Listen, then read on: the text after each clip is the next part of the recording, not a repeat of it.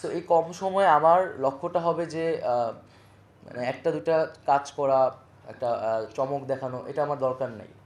যে কিছু কাঠামোগত সংস্কার যদি করা যায়, আমি বারবার বলছি এটা আমাদের জন্য একটা অপরচুনিটিস, যে অপরচুনিটিসটা হয়তো একটা নির্বাচন আসলে আমরা জানি না কোন পার্টি আসবে, সেই অপরচুনিটিটা থাকবে না। সো এই সময়টায় যে স্ট্রাকচারাল চেঞ্জ, যেটা দীর্ঘমেয়াদী বাংলাদেশকে হেল্প করবে, এই ধরনের প্রস্তাবনা আমি আপনাদের কাছ থেকে প্রত্যাশা করব আর কি। সেই সংস্কারের কাজগুলো আমরা সর্বস্তরেই করার চেষ্টা করতেছি, রাষ্ট্রের জায়গা থেকে একদম একদম মন্ত্রণালয়ের ভিতরের জায়গা থেকেও। এটা হচ্ছে আমার একটা আপনাদের প্রতি আর্জি থাকবে। আর দ্বিতীয়ত হচ্ছে যে দুর্নীতির বিষয়টা, যে আমাদের দুর্নীতির একটা বড় সমস্যা। তো দুর্নীতির বিরুদ্ধে আমাদের অবশ্যই অবস্থানটা নিতে হবে। এবং এখানে আমি যেটা প্রথমে বলেছি যে মেধাকেই সবচেয়ে বেশি গুরুত্ব দেওয়া উচিত। কোনো ধরনের পলিটিক্যাল ভিউজ, পজিশন, স্বজনপ্রীতি, এগুলোর কোনো জায়গা হবে না।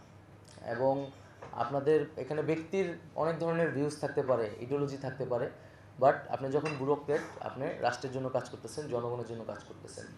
এবং ব্যুরোক্রেসি মানে সেটা নৈর্ব্যক্তিক, সেটা নিরপেক্ষ, এই জিনিসটা বজায় রাখতে হবে। এবং দুর্নীতির বিষয়টা, এইটাও আমি আপনাদের কাছে প্রত্যাশা করব যে কোন ধরনের প্রসিডিউর নিলে, কোন ধরনের উদ্যোগ আসলে নেওয়া উচিত, যেটা আসলেই দুর্নীতিবিদদের সবাই বলে, আমরাও বলতেছি, কিন্তু আসলে কোন ধরনের ব্যবস্থা নেওয়া উচিত যেটা কাঠামোগতভাবে দুর্নীতিটাকে কমিয়ে আনবে, আস্তে আস্তে এটাকে শূন্যের পর্যায়ে নিয়ে যাবে। এবং এই যে মন্ত্রণালয়টি আপনারা যেটা উত্থাপন করলেন, যে আপনারাও বললেন যে এটা আসলে একটা সেবামূলক, মূলত কাজটা আসলে সেবা। এবং মুশফিকুর সাহেবও যেটা বললেন যে এটা কিন্তু একটা মৌলিক অধিকারে আসলে চাহিদায় পরিণত হয়েছে। এবং আপনি জানেন যে ইন্টারনেটকে কিন্তু এখন ডিজিটাল রাইটস হিসেবে দেখা হয়, এটা একটা হিউম্যান রাইটসের অংশ আসলে। এই যে বাংলাদেশে মুভমেন্ট হলো এবং হুট করে ইন্টারনেট বন্ধ করে দেওয়া হলো, এবং বন্ধ করার মধ্যে করার পরে কী পরিস্থিতি হয়েছে আমরা এখনও সেটার রিপোর্ট, তদন্ত কিন্তু পাইনি, যে কত মানুষ আসলে সময় মারা গেছে। এটা কত বড় একটা জঘন্য, যে মানবতা বিরোধী একটা অপরাধ হয়েছে, কাজ হয়েছে, এটা আমরা হয়তো এখনও বুঝতে পারতেছি না। এটা আন্তর্জাতিকভাবেও এটা নিয়ে অনেক সমালোচনা হচ্ছে, যে ইন্টারনেট বন্ধ করে এখানে একটা গণহত্যা পরিস্থিতি তৈরি করা হয়েছে। কেবল ইন্টারনেট বন্ধ না, যে যোগাযোগ করতে পারতেছি না, সেটা হয় মুভমেন্টের সময় একটু স্পিড কমায় দেয়, মোবাইল নেটওয়ার্ক কমায় দিতেছে, কিন্তু এটা একদম বন্ধ করে, একটা ক্র্যাকডাউন করে ইলেকট্রনিক মিডিয়াকে ফুল নিজের কবজায় নিয়ে এটা কত লাশ পড়তেছে আমরা জানি না। এবং ইন্টারনেট যখন বন্ধ, তখন আমাদেরকে তুলে নিয়ে যাওয়া হয়েছে, আপনারা এই ঘটনাগুলো জানেন। তো এই বিষয়টা আমাদের অবশ্যই সেন্সিটিভভাবে দেখতে হবে, যে ইন্টারনেট কিন্তু একটা হিউম্যান রাইটস, মানবাধিকার। এবং পুরো আন্তর্জাতিক অনেক চুক্তিগুলোতে কিন্তু এখন এই বিষয়টাকে মানবাধিকার হিসেবে গুরুত্ব দেওয়া হচ্ছে। হয়তো সামনে বাংলাদেশের সংবিধান থেকে শুরু করে বাংলাদেশের যে মানে মানবাধিকারের জায়গাগুলোতে ইন্টারনেট খুবই গুরুত্ব পাবে। তো এইটা কিন্তু এই মন্ত্রণালয়কে যথেষ্ট পরিমাণে আসলে তার একটা যে ইমেজ কিন্তু নষ্ট করছে, এবং এই ইমেজটাকে কিন্তু পুনরুদ্ধার করতে হবে। এবং যেহেতু আমি এখানে আসছি, এটা আমার খুব বড় একটা দায়িত্ব আসলে, যে কেন এই মন্ত্রণালয় এই মানবাধিকার লঙ্ঘনের মতো এই কাজে জড়িত ছিল।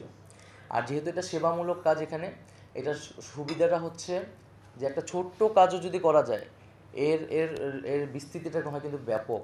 মানে এটার সুবিধাটা পায় সকল মানুষ, কারণ সকলের কাছে মোবাইল আছে, সিম আছে, ইন্টারনেট আছে।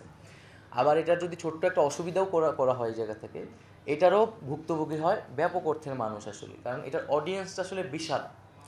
তো আমরা যদি ছোট ছোট কাজ করেও আগাতে পারি, যেটা সুবিধাটা মানুষ ব্যাপক অর্থে পাবে, তাহলেও এটা এই মন্ত্রণালয়ের ক্ষেত্রে, আমাদের ক্ষেত্রে, আমাদের সকলের জন্য যে ইমেজ, সেটাকে আরও তুলে ধরবে। এবং আমার কথা মোটামুটি শেষ। আমার কথা থেকে হয়তো আপনারা অনেক কিছু বুঝতে পেরেছেন। সামনে হয়তো আপনাদের সাথে আরও কথা হবে, আলোচনা হবে।